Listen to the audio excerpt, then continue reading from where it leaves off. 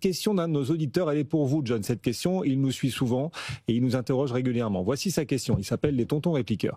Et il nous dit, vu l'état de la politique en France, les small caps qui vont peut-être subir des prises de bénéfices et les inquiétudes autour de la Fed, le Bitcoin peut-il être la meilleure idée de cette rentrée? Investir dans le Bitcoin plutôt que sur les marchés. John.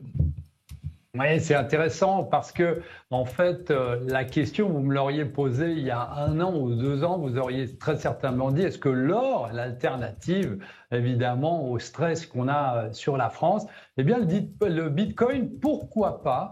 Pourquoi pas? Parce qu'il peut jouer ce rôle de couverture, de hedge, comme on appelle, mais évidemment, la problématique, je dirais, c'est aussi la volatilité qu'on a sur les crypto-monnaies. Alors, une des solutions qu'on peut avoir pour stabiliser, si on a un bon support sur un horizon de temps assez moyen, c'est peut-être pour aller sur un ETF sur le Bitcoin qui serait peut-être potentiellement moins volatile, ou un ETF sur les crypto-monnaies. Et donc, on serait ici dans une situation de couverture, effectivement, face aux tensions politiques en France et face aux tensions géopolitiques, parce qu'on rappelle quand même que la France est exposée indirectement aussi à ce qui se passe en Ukraine. Donc, effectivement, c'est une très bonne question et c'est une très bonne couverture, un hedge, mais essayer de minimiser le risque de volatilité, ça c'est très important. L'avantage du Bitcoin, c'est qu'il est très diversifiant, c'est de la diversification dans la diversification. Ça n'empêche pas de Bitcoin de reculer quand même, Antoine. Vous nous le signez. Tout à l'heure, on en parlait ensemble hors antenne. Depuis quelques jours, Bitcoin recule et on est à quoi, 110 000 $ là en ce moment sur Bitcoin. Oui,